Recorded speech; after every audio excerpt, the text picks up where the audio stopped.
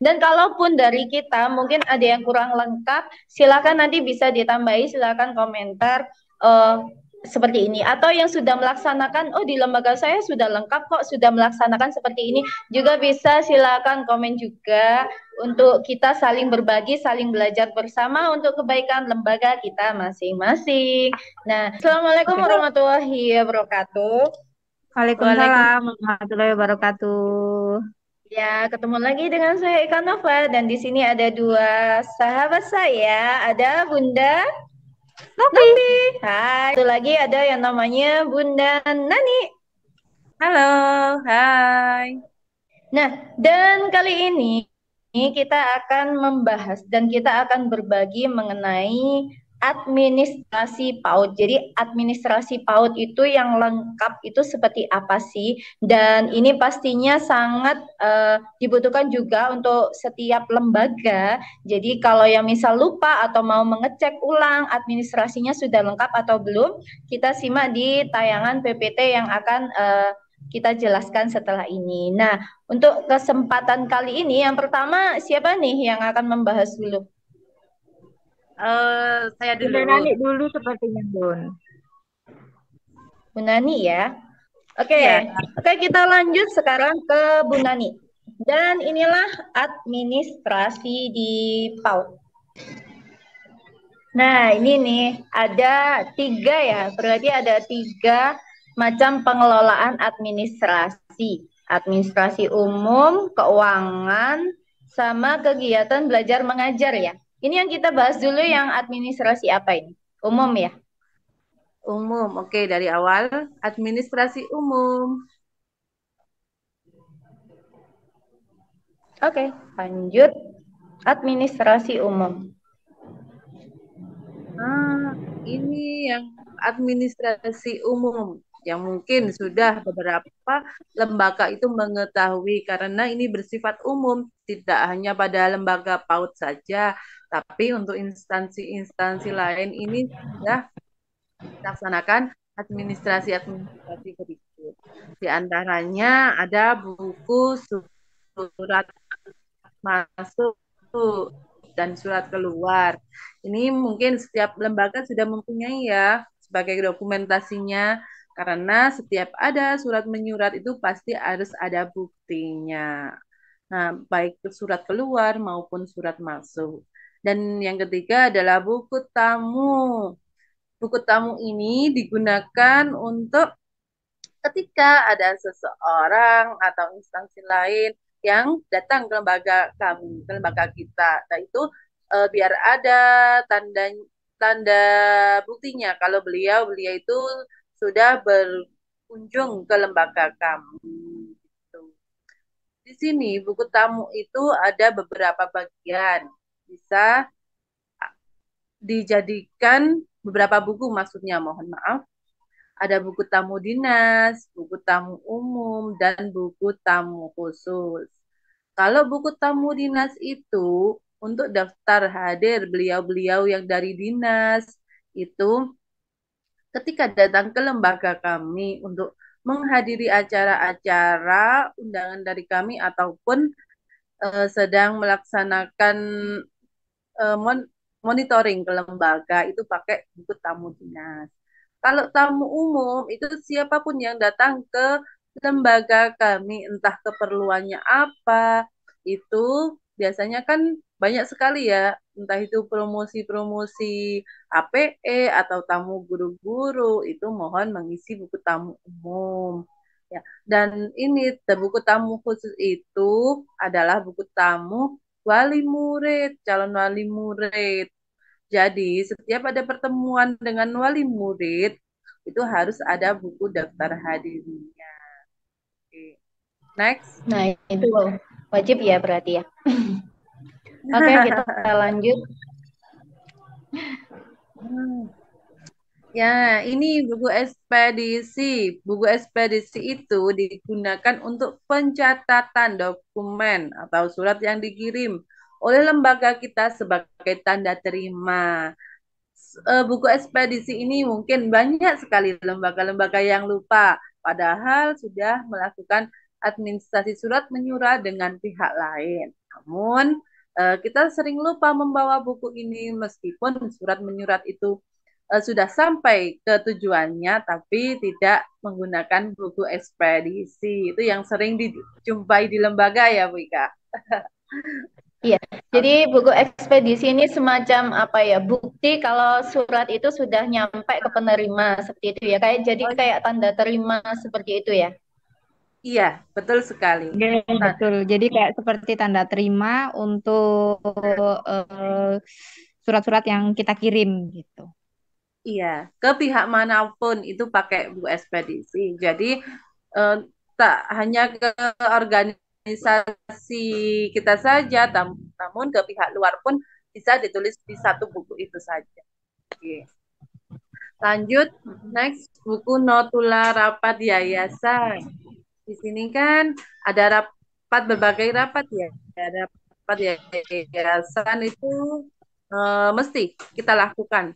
Tapi kalau mungkin yang ada lembaga-lembaga yang tidak melakukan rapat dengan yayasan, mungkin bisa dilakukan dengan pengurus-pengurus lembaga itu sendiri. Oke, next buku notula rapat wali murid. Nah, ini pasti ada. Saya yakin hampir setiap sekolah, setiap lembaga itu juga ada buku rapat dengan wali murid. Karena pasti ya mengadakan rapat dengan wali murid. Entah itu tahun ajaran baru atau mau ada kegiatan, kan kita selalu komunikasi dengan wali murid. Oke, Dan next. itu dicatat ya dalam buku notula Iya, rapatnya. Jadi iya. isinya apa aja kayak gitu ya. Iya, harus dicatat. Hmm, Kalau tidak ada pencatatan kan takutnya namanya manusia sering lupa gitu. Entah kesepakatan hasil musyawarah itu nanti yang dilaksanakan kok B, itu namanya persepsi manusia kan juga beda-beda. Kadang ada yang daya ingatnya kuat, tapi kalau ada notula rapat dengan wali murid itu kan biar semuanya itu jadi ingat. Dan kalau biasanya sih pengalaman-pengalaman di kita itu pasti ada kayak semacam tanda tangan dari ketua paguyuban. Nah, ini buku lanjutnya adalah buku Notula Rapat Pendidik.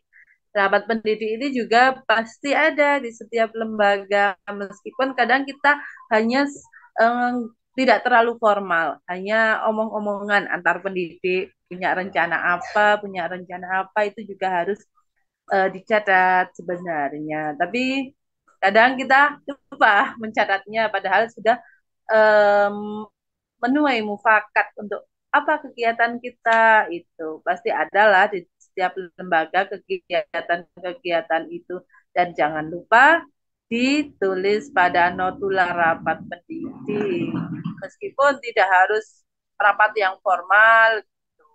Pokoknya ada tanggal, hari apa, dan kesepakatan apa yang diambil pada omong-omongan dengan guru-guru yang ada di lembaga. Itu untuk notula rapat pendidik. Yang lanjutnya adalah buku Notula Pertemuan Organisasi Profesi. Oke, di sini kita kan kalau di lembaga PAUD ini kan ada beberapa organisasi ya. Itu jadi ada yang ikut kayak apa, yang TK ikut pertemuan IKIT TKI, yang kelompok usia kelompok bermain itu ada organisasi PAUDI. Jadi Notula itu harus ada setiap pertemuan. Jadi tidak hanya datang rapat, apa yang mendengarkan apa yang disampaikan. Jadi apa yang disampaikan pada rapat itu harus dicatat biar apa yang disampaikan itu menjadi panduan untuk lembaga kita. Soalnya setiap rapat kan banyak sekali informasi-informasi penting yang disampaikan oleh Ketua Himpaudi khususnya, atau dari Korwil atau Dinas Pendidikan, itu biar tidak lupa itu. Atau mungkin program-program yang akan dilaksanakan untuk bulan depan itu dicatat. Soalnya kan itu pasti dibicarakan pada rapat-rapat Impaudi. Itu gunanya, salah satu gunanya notula pertemuan organisasi. Oke. Yang kesembilan adalah buku kemitraan. Buku kemitraan ini buku kerjasama dengan pihak luar. Mestinya kan di setiap lembaga sudah mempunyai kerjasama dengan pihak lain. Contohnya dengan apa Bu Ika? Bu Ika salah satu kerjasama dengan Viva Craft. Ya, itu buat untuk API-API anak itu. Jadi kerjasama-kerjasama itu diarsipkan lah biar kita tahu bahwa untuk tahun ini kita sudah kerjasama dengan pihak mana saja tiap tahun kayak gitu. Sebagai tambahan, Iya, jadi harus ada MOU dengan pihak kemitraan yang kita ajak kerjasama itu sebagai apa ya? Kayak bahwa bukti kita tuh bekerja sama sama beliaunya. Perlu dicatat ya tadi berarti ya, selain ada buku kemitraan, berarti biasanya juga ada MOU juga yang kita siapkan. Oke, selanjutnya. selanjutnya adalah buku pedoman teknis penyelenggaraan program PAUD. Ini setiap lembaga kan mempunyai teknis sendiri dalam mengelola PAUD, program-program ada yang ada di lembaga. Ini juga harus ada bukunya. Jadi setiap lembaga itu mempunyai panduan tersendiri, kayak gitu. Oke, next. Iya. Buku acuan menu pembelajaran. Kita kan sudah mempunyai ya acuan menu pembelajaran yaitu pedoman kurikulum. Saya yakin di setiap lembaga sudah mempunyai kurikulum ya sebagai acuan kita dalam mendidik anak usia dini. Yang selanjutnya adalah kelengkapan dokumen lembaga. Kelengkapan ini kalau untuk lembaga yang sudah lama berdiri, saya yakin semuanya sudah punya seperti struktur organisasi lembaga, visi misi lembaga, profil lembaga, surat keputusan pendirian lembaga, itu kan pasti ada ya di setiap lembaga, akta notaris, gitu. ADART yayasan, NPWP, surat bukti kepemilikan tanah atau bangunan, ini biasanya dipegang oleh yayasan. Kalau yang miliknya yayasan, surat izin penggunaan tanah atau bangunan, izin operasional, SK pengangkatan tenaga pendidik dan kependidikan, surat kontrak kerja dengan pendidik dan ketenaga pendidikan, surat tugas tenaga pendidik dan kependidikan. Nah, ini harus ada di lembaga. Tapi saya yakin juga sudah banyak, kecuali untuk lembaga-lembaga yang mungkin baru berdiri ya, mohon dilengkapi untuk kelengkapan dokumen lembaga ini. Ada yang mau menambahkan, Bu? Oh, ini belum selesai, ada lanjutannya. Ya, kalender akademik itu juga harus ada. Jadi, rencana program kegiatan atau lembaga tahunan itu kan sudah dibuat ya selama 1 tahun. Apa saja program-programnya di tahun ini. Mumpung ini awal tahun, tapi biasanya kita membuatnya itu di awal tahun pembelajaran ya, bukan di awal tahunnya gitu. Kalau itu untuk satuan pendidikan.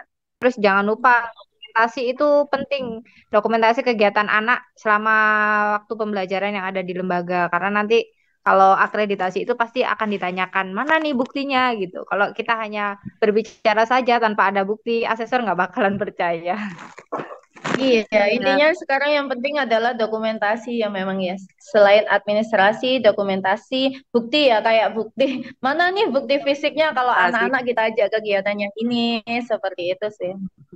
Foto itu bisa kita simpen di FB, sekarang kan mudah. Jadi tidak khawatir kalau HP kita memori full kayak di IG gitu kan. Bisa langsung kesimpan. Hmm. Itu Oh, saja sih. intinya album foto nggak selalu kita dokumentasikan itu dalam bentuk kayak eh, kayak Pada HP. sudah dibukukan kayak gitu ya. Kita bisa menyimpannya di media sosial kayak gitu.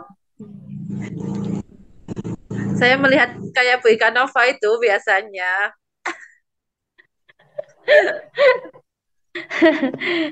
Ya, upload yang banyak.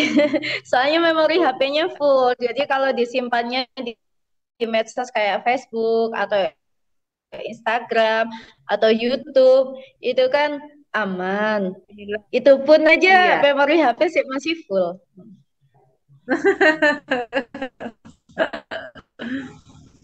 Oke, lanjut. Oke, Oke, ini sudah ada tamat. sudah. Sarana dan prasarana itu salah satunya adalah album foto. Sekarang itu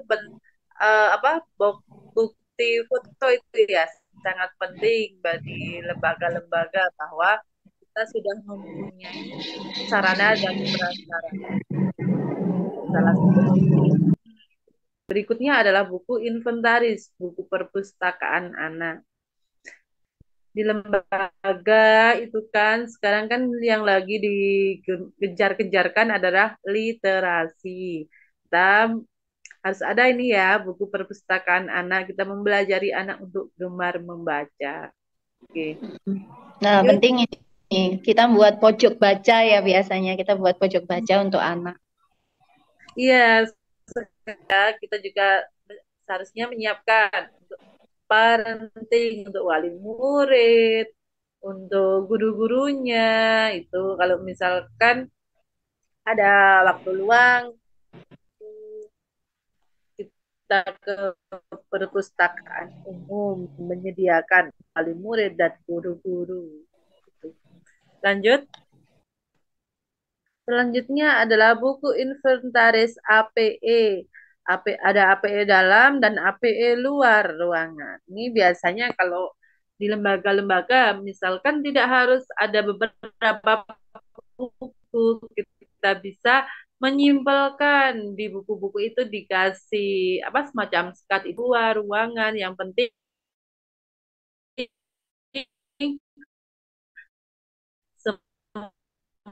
semua inventaris itu tercatat dan terdokumentasi sesuai dengan lembaga masing-masing. Tidak harus apa pakai buku sendiri-sendiri gitu enggak. Biasanya kalau kita menghemat tepat, menghemat buku itu kan soalnya pengisiannya juga jarang, tidak setiap hari kita bisa memakai sekat-sekat untuk buku inventaris ini. Inventaris dalam, inventaris uang itu bisa dijadikan satu buku disekat-sekat kayak gitu. Selain itu juga ada buku inventaris bangunan dan ruangan yang dimiliki. Dan kemudian ada inventaris barang atau perlengkapan sekolah. Ini mungkin kalau ini masih sering ya digunakan. Kita lanjut. Nah, administrasi anak didik. Nah, apa aja nih isinya? Nah, untuk administrasi anak didik ini mungkin akan dijelaskan oleh Bu Novi ya. Halo Bu Novi. Ya, baik teman-teman, ini saya lanjutkan, yakni adalah terkait administrasi anak didik. Apa aja sih di administrasi anak didik ini? Ada apa aja yang perlu kita siapkan nih sebagai guru, yang perlu kita siapkan terkait administrasi kelengkapan dari anak didik. Baik. Untuk yang pertama ini ada yang namanya formulir pendaftaran. Nah, formulir pendaftaran ini memuat data-data yang diharapkan yang harus kita ketahui tentang calon peserta didik, yaitu apa saja, ada akte kelahiran, foto atau form yang harus diisi dan juga form dari DDTK gitu. Nah, yang terakhir nih terkait tentang DDTK gitu. Karena banyak sekali ataupun mungkin nih ketika dengan semuanya itu menerima peserta didik baru pasti tidak meminta form dari DDTK. Padahal ya sebenarnya form DDTK ini sangat diperlukan gitu loh di lembaga. Kenapa? Karena waktu kita akreditasi pasti akan ditanyakan DDTK ini gitu loh. Kalau kita sudah mempunyai bukunya akan lebih mudah untuk mengisinya gitu. Sebenarnya kita cukup meminta gitu loh dengan wali murid atau wali murid orang tua baru, kita minta from DDTK-nya yang dulu dia pernah punya karena Yang pastinya orang tua pasti punya dengan alasan begini. Kita membutuhkan form DDTK itu karena nantinya pada saat mereka anak didik kita itu sekolah di tempat kita juga melakukan yang namanya penimbangan, pengukuran tinggi badan, pengukuran lingkar kepala, dan juga lain sebagainya gitu. Kadang kita lupa nih, hanya perlu akte, fotokopi KK, KTP, tanpa meminta form dari DDTK. Lalu yang selanjutnya ada buku pendaftaran anak didik baru. Nah, apa saja sih di dalamnya dalam buku pendaftaran ini? Jadi di buku pendaftaran ini ada nama anak, tempat dan tanggal lahir, jenis kelamin, orang tua, nama dari orang tua ataupun wali, alamat, keterangan. Keterangan ini adalah kelompok yang akan dimasuki nantinya. Misalnya nih dia ternyata sudah masuk di TKA atau mungkin dia sudah berada di TKB. Nah, ini perlu ada keterangan itu. Selanjutnya ada yang namanya buku absensi. Nah, kalau buku absensi ini pasti semua lembaga punya ya, nggak karena memang diharuskan gitu loh. Digunakan untuk mencatat kehadiran setiap harinya peserta didik kita ini hadir atau tidak gitu. Terus yang selanjutnya adalah buku kelompok. Nah, buku kelompok ini digunakan untuk mencatat data anak per kelompok gitu kan. Semisal nih di dalam lembaga kita tuh ada 4 kelompok. Nah, masing-masing itu kita harus mempunyai 4 buku kelompok itu untuk mencatat data anak-anak sesuai usia kelompok dia gitu. Next.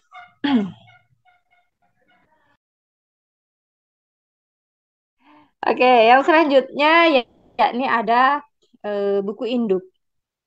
Nah, buku induk ini digunakan secara berkelanjutan.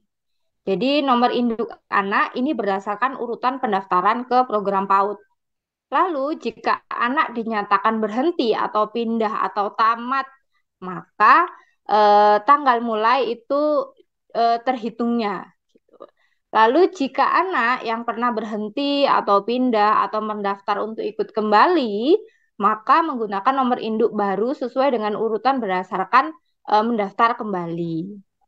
Lalu buku induk ini dapat dibuat sendiri gitu loh. Kita nggak perlu beli bukunya, kita bisa beli buku folio sendiri dengan menggunakan buku besar yang bergaris itu. Nah, untuk buku induk ini itu dilengkapi foto dan juga dilengkapi dengan nomor induk. Di sini, bentar. Itu kan Oke. kalau misalnya anaknya kan udah mutasi kembali lagi, berarti kan menggunakan nomor induk sekolah yang baru ya kelanjutannya ya. Karena ada Betul. beberapa kasus itu, oh anak ini kembali lagi pakai nomor induk yang lama aja deh kayak gitu. Berarti memang sebaiknya itu pakai nomor induk yang baru ya. Kecuali kalau Iya, NISN yang memang tetap mulai jenjang playgroup seperti betul, itu betul. kan ya. Iya, betul sekali, Nah, Mbak. itu catatan juga. Oke, Sama, lanjut. betul. Lanjut. Nah, yang selanjutnya ada nih buku pindah kelompok. Jadinya sudah waktunya dimasukkan di kelompok B seperti itu. Lalu ada juga buku data kelulusan anak. Ini wajib punya gitu sebagai arsip bahwasanya kita tuh mempunyai kita harus punya data-data kayak tahun lulusnya si anak. Misalnya ada orang tua yang tanya gitu kan tahun berapa nih lulusnya gitu. Kita harus punya itu. Terus jenjang pendidikan selanjutnya yang dituju nih apa? Misalnya ke SD, ke MI atau kemana gitu kan. Lalu menuliskan juga dengan lembaga yang akan diikuti. Nah, selanjutnya ada buku catatan mutasi anak didik. Nah, buku catatan ini digunakan untuk mencatat keluar masuk atau pindah lembaga lain atau sebaliknya, pindahan dari lembaga lain ke lembaga kita gitu. Lalu ada buku catatan prestasi anak didik. Nah, ini wajib kita punya ya sebenarnya karena memang tidak harus kok kita itu anak didik kita itu berprestasi di luar gitu. Walaupun kita di lembaga mengadakan semisal kayak 17 Agustusan, ya kan? Itu pasti kita lakukan dan ada lomba-lomba. Ketika dia mendapat juara satu, juara dua, entah itu melukis, entah itu mewarna, entah itu melipat baju atau dan lain sebagainya. Ketika ada juaranya satu, dua, dan tiga, dimasukkan saja ke dalam buku prestasi peserta didik. Iya, Gitu. karena setiap prestasi sekecil apapun itu adalah sebuah prestasi yang perlu kita apresiasi pastinya kan. Betul. Iya. Dan itu membuat apa ya, anak itu semakin semangat dalam belajar lagi. Iya, benar. Next. Nah, selanjutnya kita masuk nih ke administrasi tenaga pendidik. Nah, untuk jenengan-jenengan semuanya, apa saja sih gitu administrasi dari tenaga pendidik ini? Yang pertama ada buku induk atau biodata tentang pendidik dan tenaga kependidikan. Di dalamnya memuat apa saja nih Bunda? Yaitu dilengkapi dengan foto, memuat nama, tempat tanggal lahir, alamat, agama, pendidikan, keterampilan yang dimiliki oleh guru tersebut, dan juga dilengkapi dengan arsip kelengkapan seperti ijazah, sertifikat, SK, surat tugas, surat kontrak kerja, dan lain sebagainya. Nah, itu. Jadi kita harus mempunyai ini buku induk itu. Yang lain selanjutnya ada buku tata tertib pegawai. Oke, itu punya ya kalau untuk buku tata tertib. Semisal nih datang pada jam 7 pagi, terus menggunakan seragam apa pada hari apa, seperti itu dan lain sebagainya. Ketika melakukan pelanggaran dan lain sebagainya, ya administrasi pegawai seperti itu. Oke, yang ketiga ada buku daftar pembagian tugas mengajar tenaga pendidik. Nah, ini digunakan untuk pencatatan deskripsi tugas masing-masing dari pendidik. Selanjutnya ada buku absensi daftar hadir. Nah, ini sangat perlu ya. Kadang kita itu cuma datang aja, kadang malah sistemnya kadang itu rapelan karena males buat absen. Nah, di sini kalau untuk buku absensi itu ada buku tenaga kependidikan, dan juga jika ada nih di lembaganya ternyata kok ada ekstrakurikuler, ada gurunya sendiri. Nah, itu juga harus kita siapkan gitu. Jadi buku daftar hadir ini sebenarnya sangat perlu. Kalau bisa itu kita taruh di depan pintu masuk kantor, sebelum masuk itu kita absen dulu. Mulai diubah setiap hari ngisi. Isi Tapi memang untuk tenaga pendidik ekstra ini kan ada ya, kadang kan sekolah ada ekstra drum band, ada juga tari seperti itu kan, dan kita mengundang ada tenaga pendidik khususnya. Nah, itu berarti ya ngisi di sini juga. Oke, yang selanjutnya ada buku piket tenaga pendidik. Nah, buku piket ini misalnya nih dalam ada 5 guru, jadi dia piket hari Senin, si A piket hari Senin, si guru B piket hari Selasa. Jadi ada guru piket sendiri ketika nanti, oh ternyata si A ini nggak masuk, digantikan dengan guru piket yang ada, misalnya seperti itu. Jadi buku piket ini harus ada juga nih di administrasi tenaga pendidik. Next.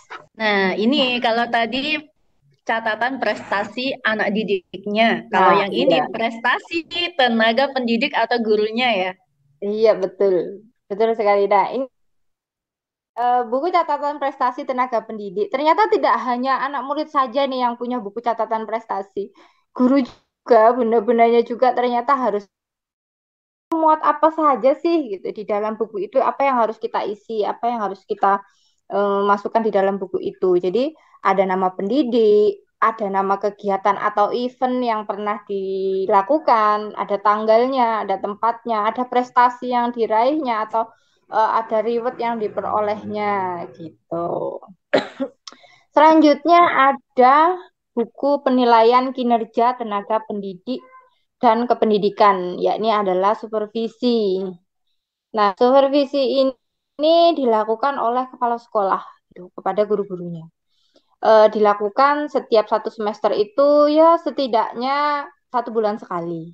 Kalau misalnya tidak mampu 1 bulan sekali, bisa 3 bulan sekali gitu. Kenapa? Karena buku supervisi ini sebenarnya sangat sangat penting ya. Kenapa? Karena kita akan mengetahui ini kualitas dari guru kita, kemampuan dari guru kita ini menurunkah atau semakin naikkah atau ada perubahankah.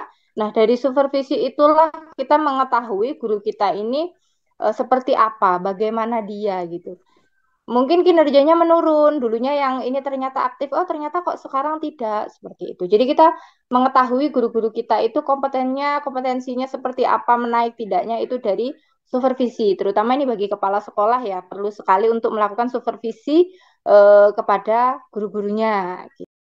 Selanjutnya ada buku catatan kegiatan penunjang guru ini digunakan untuk pencatatan keikutsertaan pendidik dalam kegiatan pengembangan dan peningkatan kualitas pendidik seperti kayak seminar, workshop, dan lain-lain. Nah, oke, kita lanjutkan. Selanjutnya ini adalah kumpulan materi seminar, pelatihan, diklat, dan lain-lain. Nah, ini tuh nantinya dapat kita gunakan sebagai bahan pembelajaran dan peningkatan kualitas tenaga pendidik dan kependidikan maupun pengembangan program semisal.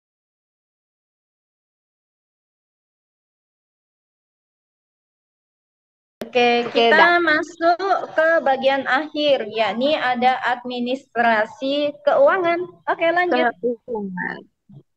Siap. Oke, next. Apa saja sih yang ada di administrasi keuangan ini? Seperti apa nih administrasi keuangan? Kita bedah bersama-sama. Oke. Administrasi keuangan ini yang pertama ada buku keuangan operasional sekolah, yaitu atau buku kas. Nah, ini digunakan untuk pencatatan apa saja sih? Gitu. Jadi buku keuangan operasional sekolah atau kas ini digunakan untuk pencatatan harian yang ada di sekolah-sekolah. Seperti contohnya tuh kayak PP, alat belanja hari-harian dan lain sebagainya. Dan ini buku operasional ini perlu dilengkapi dengan pengeluaran dan penerimaan. Kayak apa? Seperti kwitansi, nota, dan lain sebagainya. Selanjutnya ada buku keuangan yayasan. Nah, buku keuangan yayasan ini itu digunakan untuk pencatatan arus keluar masuknya biaya nih, pengembangan dari program atau layanan mutu terkait lembaga.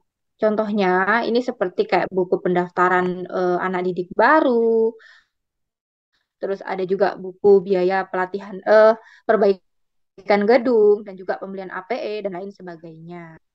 Yang selanjutnya ada buku rencana anggaran pendapatan dan belanja sekolah, yaitu adalah RAPBS. Kita harus mempunyai itu karena nanti ketika kayak akreditasi gitu, itu pasti akan ditanyakan nih RAPBS-nya. Next. Nah, selanjutnya di buku administrasi keuangan ini ada buku rencana anggaran ekstra. Lalu ada juga nih buku bantu bank dan ada buku tanda terima honor guru. Setiap sebulan sekali kita selalu menerima. Lalu ada buku bantu nota, jadi kita perlu nota. Terus ada buku seperti kartu SPP untuk anak-anak.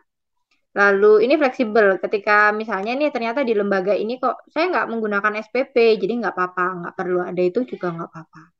Terus ada juga buku tabungan anak. Nah ini pun semisal di lembaga ternyata kok kita nggak ada buku tabungan anak gitu. Nggak apa-apa kalau misalnya nggak ada juga nggak apa-apa kalau misalnya ada kita harus mempunyai buku itu. Dan ketika ada buku tabungan anak kita harus mempunyai buku tanda terima pencairan tabungan gitu. Kenapa? Karena apa ya? Kadang itu sering lupa. Kadang kita malah sering torok. Apa sih? Kok torok ya? Nalangin ya bahasanya. Apa Iya. itu? Iya, nalangin. Gantilah apa Kadang kita ganti malah rugi. Nah, ganti maksudnya ganti rugi. rugi. Kadang gini, ada wali murid nih yang ngambil uangnya kan, ngambil uang. Ternyata kita nih lupa nih untuk buku terima pencairan tabungan ini pas terima uang sekian gitu. Ternyata kita ingat. Nah, ternyata dia ini em, mau mencairkan lagi tabungannya, padahal kan sudah dicairkan di sebelumnya gitu. Dan ternyata ininya kita tidak punya bukti untuk apa namanya bahwa dia ini sudah mengambil sebelumnya kayak gitu. Yang selanjutnya ada administrasi kegiatan belajar mengajar. Nah, ini harus aku ketika jenengan semuanya mau mengajar. Seperti apa sih buku kegiatan belajar mengajar ini? Yang pertama ada buku rencana kegiatan tahunan, menjadi buku rencana program pembelajaran semester itu. Lalu selanjutnya kita breakdown lagi nih gitu. Next selanjutnya ada buku rencana program pembelajaran mingguan, yaitu yang biasa kita sebut RPPM, yang akan kita ajarkan untuk anak-anak. Ini juga lanjutannya kita breakdown lagi. Ada rencana program pembelajaran harian ataupun biasa disebut dengan RPPH. Kalau sekarang yang menggunakan kurikulum Merdeka, cukup menggunakan RPPM saja. Saja. Itu yang Ya, lebih saya suka boleh kayaknya. milih. Jadi boleh milih mau pakai RPPM sama RPPH atau kalau mau menggunakan RPPM aja itu boleh.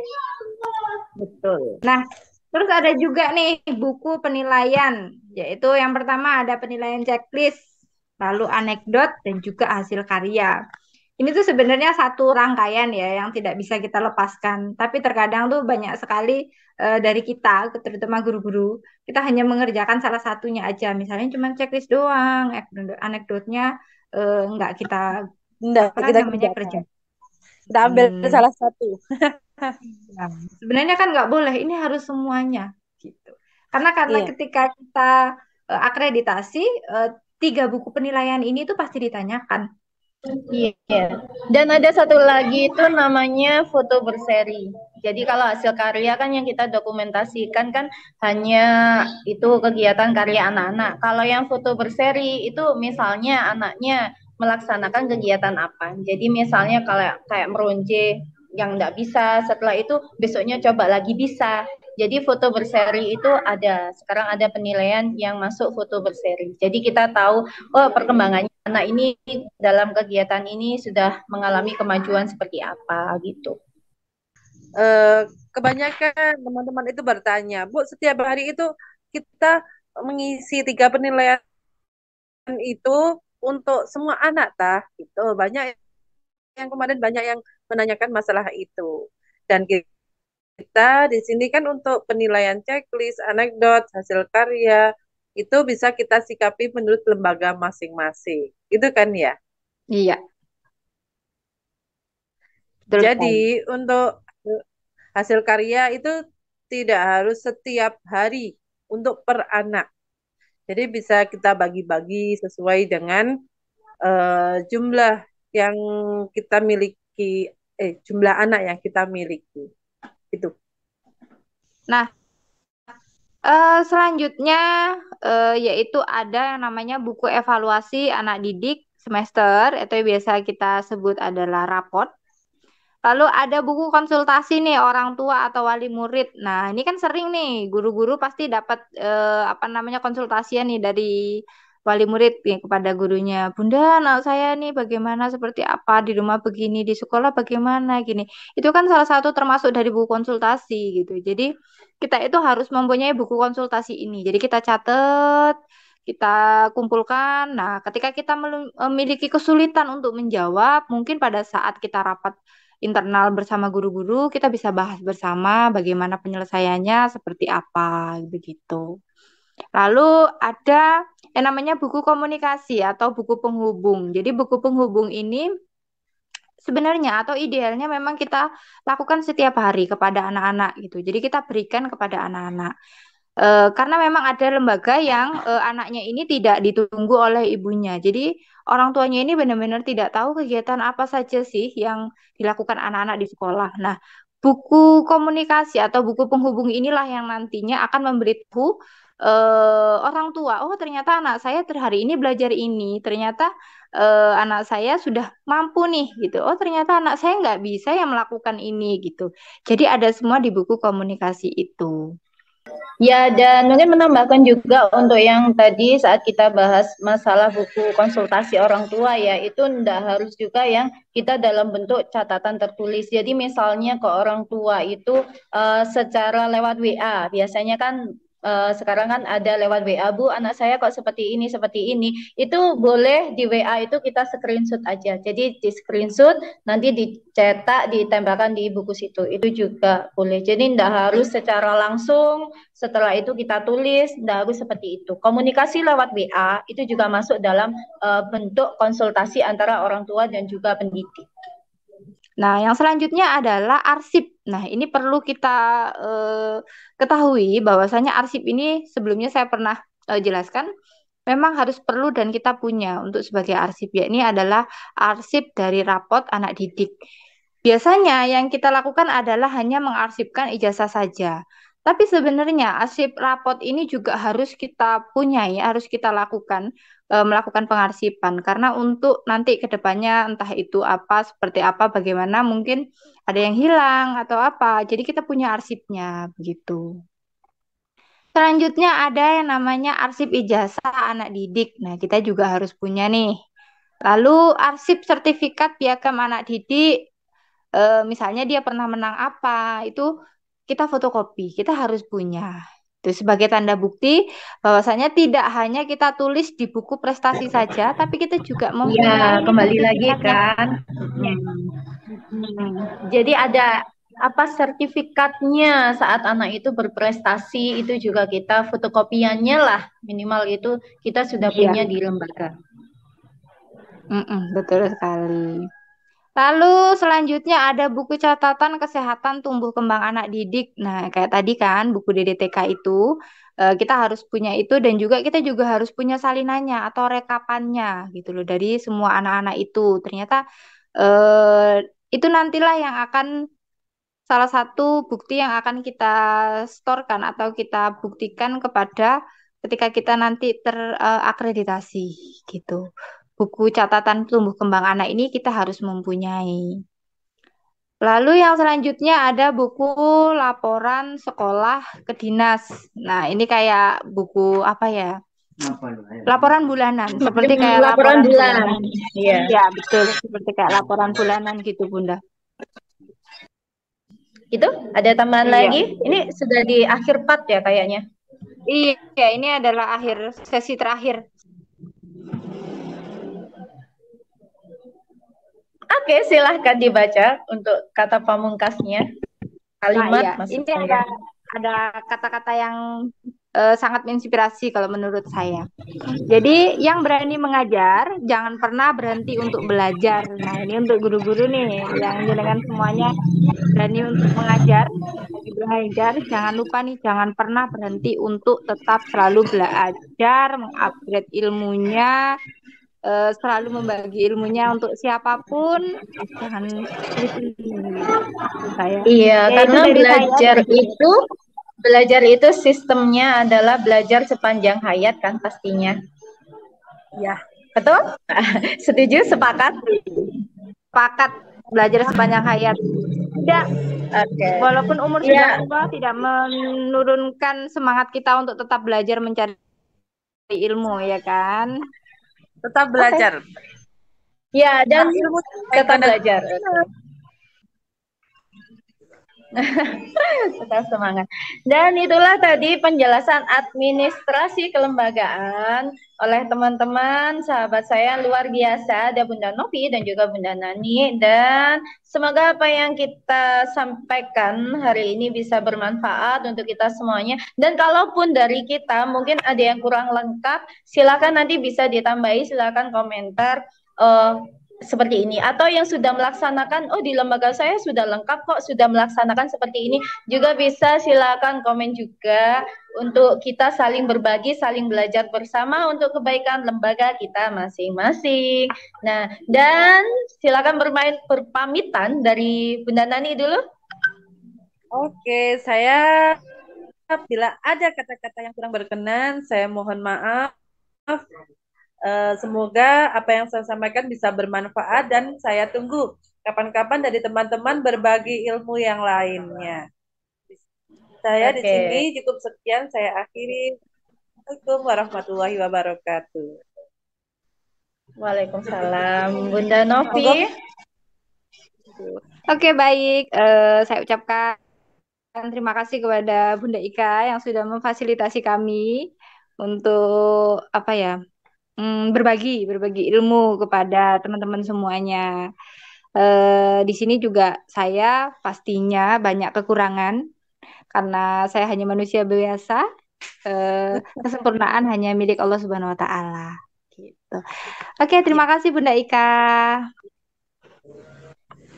Iya. Nah, itu tadi kata-kata kalimat terakhir pamungkas dari dua sahabat saya, dan sampai ketemu lagi di next. Insya Allah kita akan berbagi lagi, semakin berbagi kebermanfaatan, berbagi ilmu. Nah, sampai ketemu lagi di next event, dan terima kasih. Wassalamualaikum warahmatullahi wabarakatuh. Waalaikumsalam warahmatullahi wabarakatuh. Bye. Ya, makasih ya semuanya. Saya En, dan selamat melanjutkan aktivitas.